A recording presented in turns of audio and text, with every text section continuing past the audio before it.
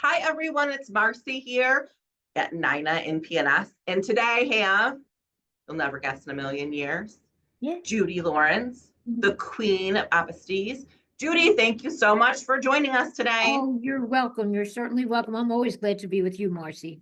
I appreciate you so much. Now, let's start with the hard questions. How do you actually pronounce the word? Is it Okay. apostille? Is it apostille? Apostille is apostille is the French word for certification or for certificate.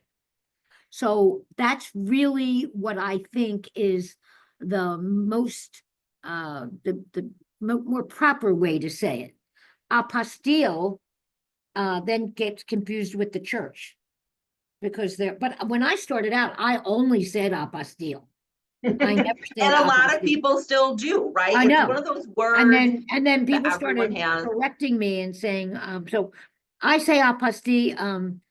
What the funny part about Marcy is that most people don't even know what it is. So you get phone calls and people say, I need an apple steel, I need an all pour something, it's An really apostille. I need that apostille. seal, Yeah, the yeah, ribbon. Yes. yes, And I yes. think there's actually a British pronunciation too out there. There are a couple different ones, but for Yeah. purposes of our conversation, we're going to just call on I'm gonna use apostille. apostille.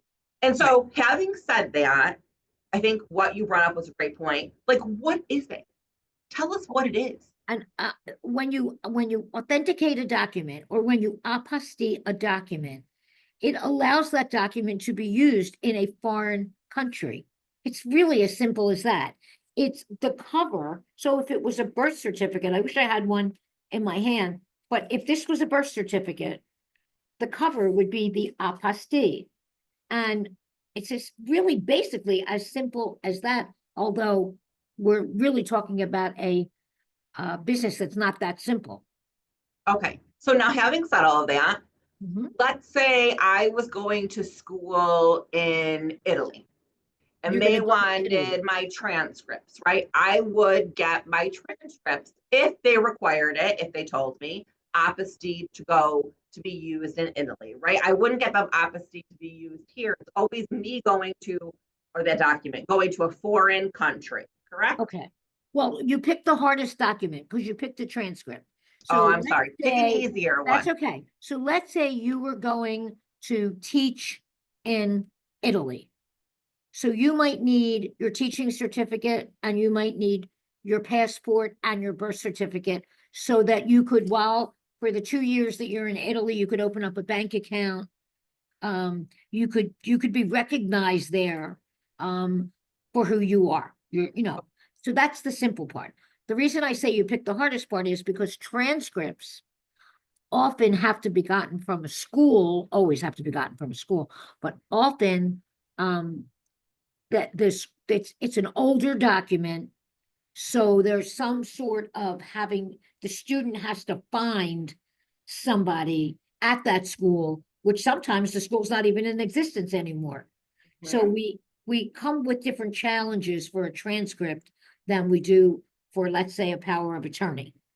Okay, so that's a great point to make. So I'm glad that I Rob Franscombe said that. Okay. Not every document is created equal in ease of getting this taken care of. Just like in the regular notary world, there are Right, some right, nuances to right. each thing. Okay, now I as a notary don't apostille a document, right? Like I can't make the No, cover letter and put the no. ribbon. How does that all happen? Where does this go? They Who does go, that? well, as long as there are two kinds of countries, there are Hague countries and non-Hague countries. And as long, if it's a Hague country, they go to the Secretary of State where the document originated. And that's where people get mixed up. So Okay, look at me, for example. I was born in Pennsylvania. Now I lived the first 20 years of my life, I lived in New Jersey. But that doesn't matter because I came out of my mother in Pennsylvania. So if somebody wanted to order my birth certificate, they would have to order it in Pennsylvania. Even if I went to California and lived for 50 years, if they wanted my birth certificate, or if I went to college in Utah, so my diploma says Utah. So I like to say to people, it's where the document was born. Okay. It's where it was born. And So that makes sense. So it doesn't matter where you as the notary technically are. well, it does in that if it needs a notary, Okay. so birth certificates don't need a notary. All right. And marriage licenses, that vital statistics documents don't need a notary. But if we're talking about let's say we're talking about a power of attorney. Okay. Okay, so I'm coming to visit you. I decide I'm going to come visit you for a little bit. And when I get to your house, I say, "Hey, Marcy, um, I've been carrying around this power of attorney for a year. And while I'm here on vacation visiting you, I'd like to get it apostille." So the first thing you would do is look at it and you would say, "Okay, I can notarize it because it's never been notarized." So you would say to me, "Okay, I'll notarize it and I'll send it up and we'll get it done in New York while you're here." Okay. But the second scenario is I tell you the same thing and you open it and I had it notarized before I left Philadelphia. So then your job is to get it apostilled in Philadelphia. So then the notary claims the top spot. All right. So that's a good thing to know that Right. there's a little bit of a different process, kind of, when Yes. it comes to documents that are not notarized, documents that Right. are notarized. Right. Well, let's go back a minute because you said Hague countries and non-Hague countries. Right. Those out there. In 1961, there was a treaty signed, and it's the Hague Treaty. And I think it's 94 countries, but I'm not sure. It could be a couple more, have joined ever since. And we call them Hague countries. And that is a process for Hague countries. A process for non-Hague countries is a little different because they have to go through more steps. So the first thing you do when you're an apostille agent is you determine um, where's it going to be used? Is it a Hague country? Pardon me, or non-Hague country? How would I know that? Where would I find that information? There's lists all over the internet. Perfect. Mhm. And now I don't decide, just like anything else, if it needs to have an apostille, right? Hopefully that person on the other end is like, hey, I'm going to Absolutely. wherever. They tell you Absolutely. that's what they You need. do not decide. You don't decide anything. The client tells you what they need. The client says, "I need this document apostille. Do you need it translated?" I don't know. Okay, well, you're going to have to call the person you're giving it to and ask them if they need it translated. I was on the phone last night with a woman who has 17 documents. And she gave me the whole rundown on every document. And she said they all have to be notarized, translated, and apostilled. And I said, "Okay, what I need you to do tomorrow is call your attorney. Does he want the English version apostilled? Does he want the translated version apostilled? Or does he want both?" That's what I need to know. And I need to know that before I take the job, start the job, quote the job, because I need to know what they want to do. So it sounds to me like the bigger part of being an apostille agent is knowing what questions to ask to Yeah, make sure the job is done correctly, sure. right? You're sort of like a little bit of an investigator. You have some sort of Yeah. list or some idea of what it is. Now, let's say I don't live anywhere near my Secretary of State. Like, then what do I do? How do I get these documents? Do I need to turn the job down? How do I get that done? Well, you have to take them to the Secretary of State and get them apostilled, assuming it's a Hague country. Now, if you don't live anywhere near a Secretary of State, you live like me. I live 2.5 hours away from a Secretary of State, so I have a courier, and my courier goes up, gets them apostilled, and brings them back. That's what I do, and I've been doing All right. that for years. Um, So you, I will shameless plug for Judi here, actually has a database I have of one. couriers, I right? do. Yep. So if you're thinking, I can't do this because I don't live next to a Secretary of State, Judi's got a solution for you. She has a list of couriers. Now, the nice thing about apostilles is fees aren't regulated by the state, correct? You have your own fee schedule. Yeah, you make your own fee schedule now. I don't want anybody on the internet or wherever you're putting this, I don't want anybody to be confused. So let me Okay, say this about that. Yes, you make your own fee schedule, but you can't change the notary fee mhm. and you can't change the Secretary of State fee. What you can change is mileage or research or looking at the documents. You can change all that stuff. However, remember this, you only want to go within the confines of what the market bears. What's So reasonable in your what's area? reasonable, right? So nobody should ever say that Judi Lawrence said I could charge whatever I want. So somebody comes in and I tell them, I want $1,000 for your apostille. Well, that's not what the market bears.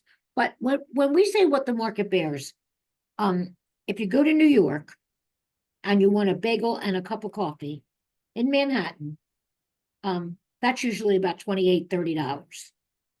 Manhattan is pricey. If you go to Philadelphia, that same bagel and that same cup of coffee is usually like $8, $6. So know where you are. Know where you are. Do your homework. Do a little due diligence. Just check it out and find out, like, what are the people around me charging? Because you Mhm. don't want to walk into this business and say, oh, well, I'm going to charge whatever I want, and then you won't get any business. Yeah. So that's Yeah, a great point, right? There are still some set fees for those kinds of things, and there are fees that you have some sway in, and certainly there are hard charges, like what FedEx charges, or right, you can include those in, but you certainly want to be in a range that's sustainable for you in your area. you You don't want want to, to lose work either. People are like, well, hey, I know 5 other notaries who do this who all charge half of what you exactly, charge, and or whatever. you want to be in the competitive range. So on a scale of 1 to 10, talk to me how difficult it is to actually do apostille work. Like what's most challenging about this occupation? Um, it's a hard question to answer because everyone learns at a different pace. So I've had people that take my class and 3 weeks later their phones are ringing and they're doing apostilles. And then I've had people that take my class and they come back time and time again until it clicks with them. It has to, I don't think that that I can answer that question because I think Okay. we all learn at a different pace. I think it's not the hardest business in the world. However, you definitely, absolutely have to put the time in to learn the processes and the procedures. You don't want to go on willy-nilly and like what I see on Facebook where they say, just put the document in an envelope and address it to the Secretary of State and put a check in there and you're done. It's just not so. It's Right. just Because not so. those individuals might have some sort of time constraint on them. And I Exactly. want to go back and say, not every Secretary of State is like, hey, walk in, get it done, walk out. Right. Right. There, You need, am I right right. in saying that there's a time frame for Well, each yeah, I mean, going? let's put it this way. The in the beginning, most of your work's going to come from where you live. Until your name really gets out there, most of the work like is going to come from where you are. So Okay. you'll get to know that pretty well, pretty quick.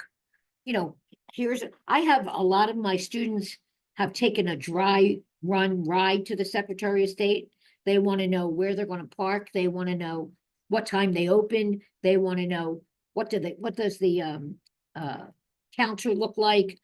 They want to know everything so that when it actually happens, and that's a good thing. Sure. Probably if I lived close, I might have done that because that's a good thing. Mhm. But not everybody can do that. I have people that are doing apostates who live 8 hours away from a Secretary of State. Right. So in that case, what we tell you is buddy up with a courier. Get a courier, try to find a courier that honestly and truly you like the way they work and they like the way you work.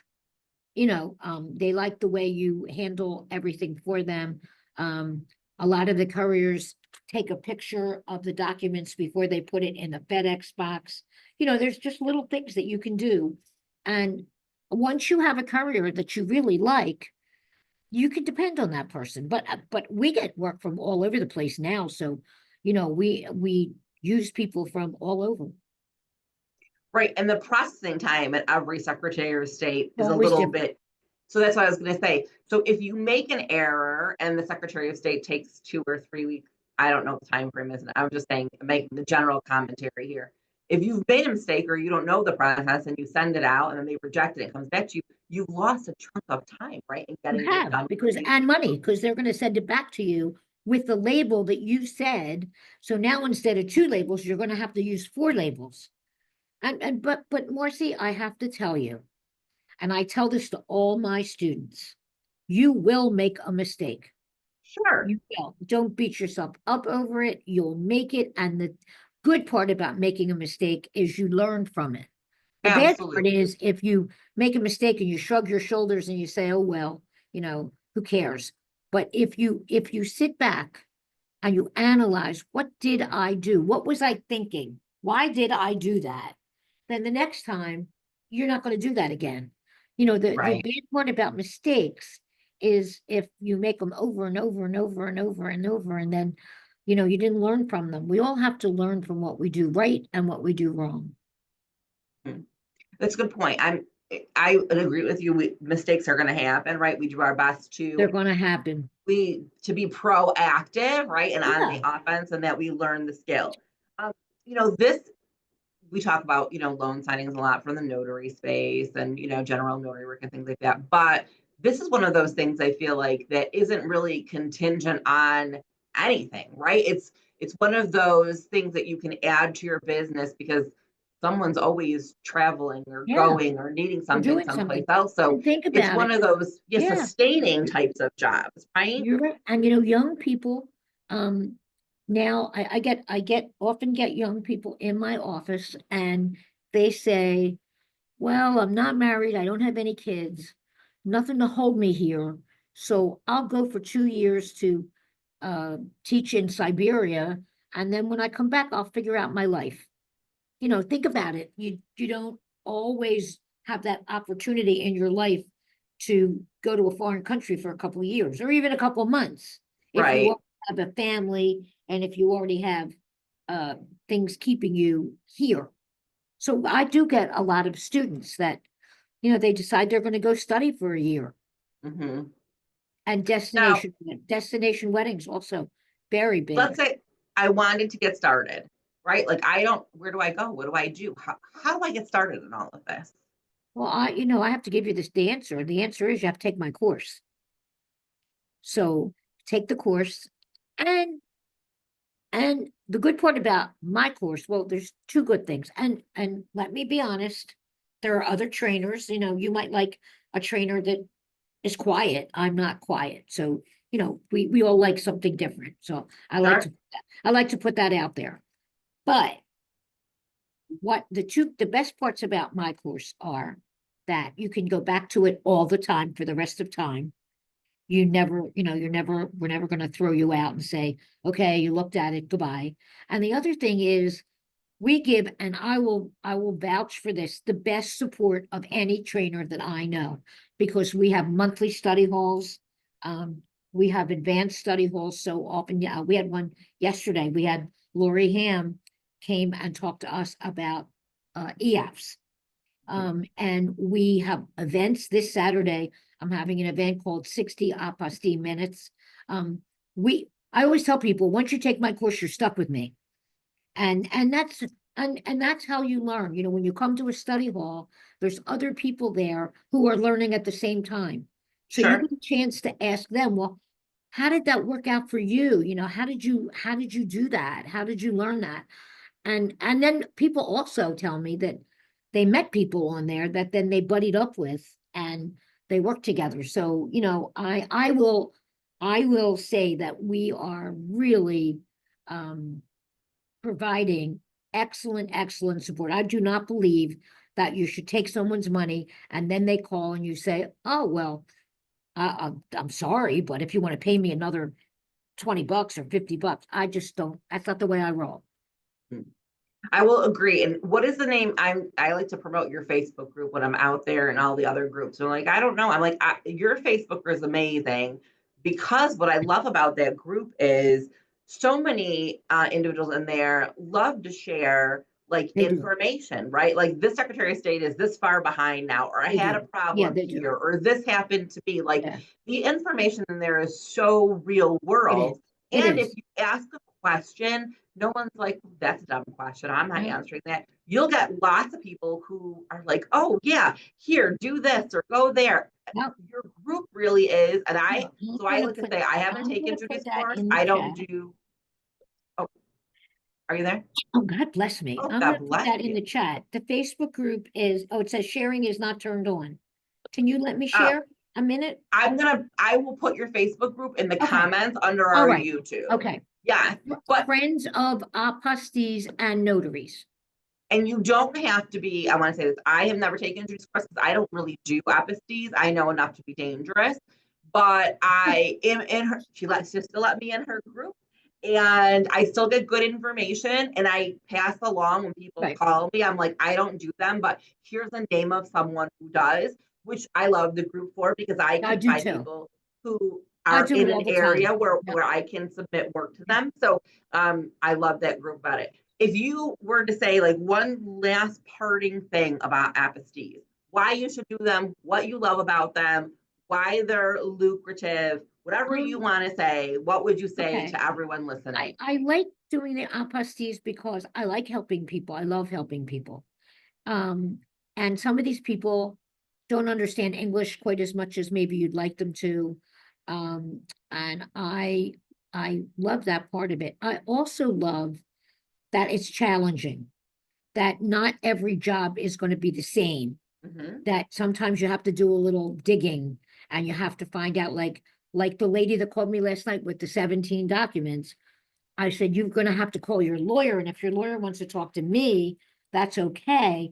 But that wasn't just a, oh, sure, just bring them in and we'll do them. There's going to be some challenges for her. One's from California, one's from Massachusetts.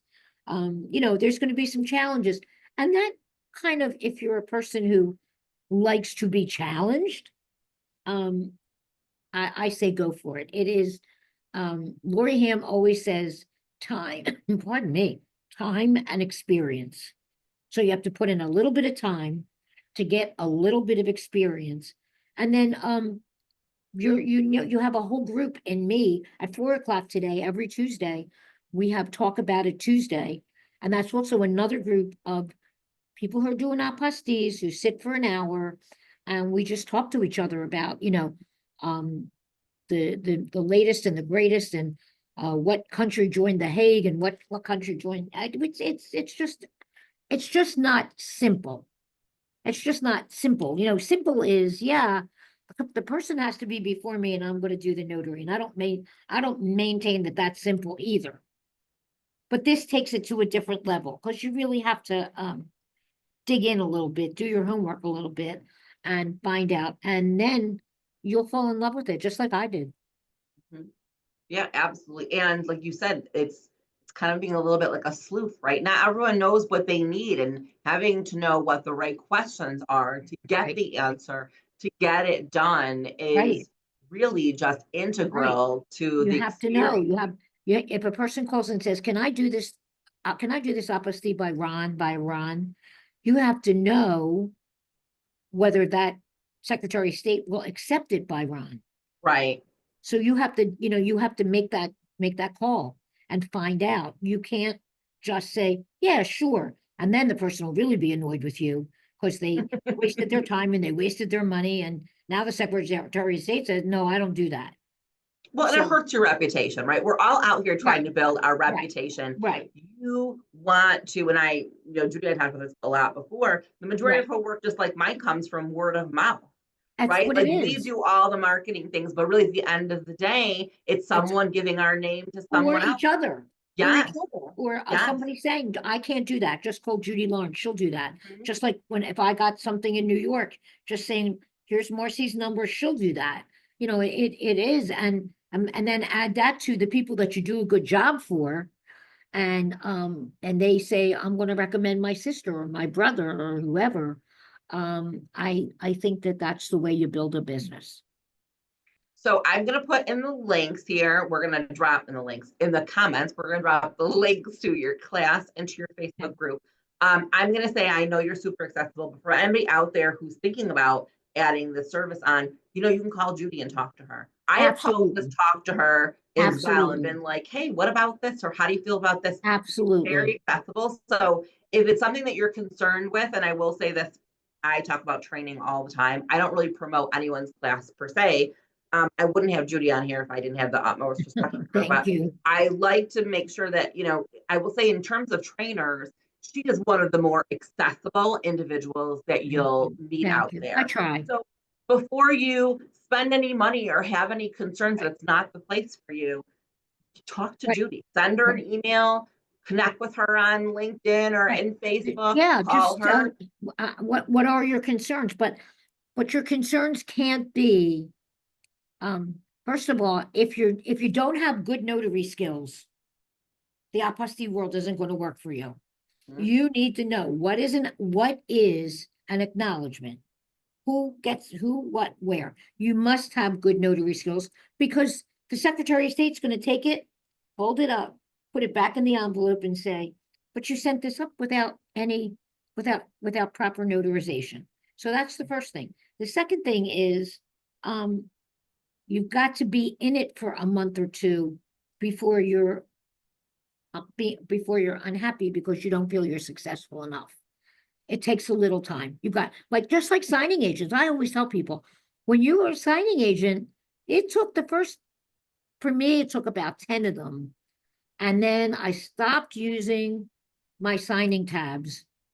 I used to walk to my signings with signing tabs, sign here, Yeah. and initial here, and do this and do that. And then after like 10 signings, I was like, I don't need this anymore. I know what to do. And and then you're really good at it. And so give it a chance. But absolutely, Marcy will give you my phone number. Absolutely. I'm I will call you, we will talk, and I was really happy to do this. Judi, I appreciate you so much. Thank you so much for coming and sharing your information with everyone Welcome. out here. We're gonna get this posted and we will get some more of these notaries out there into the apostille world. You got it. And I will see you later on. I hope you all have a great day. Bye.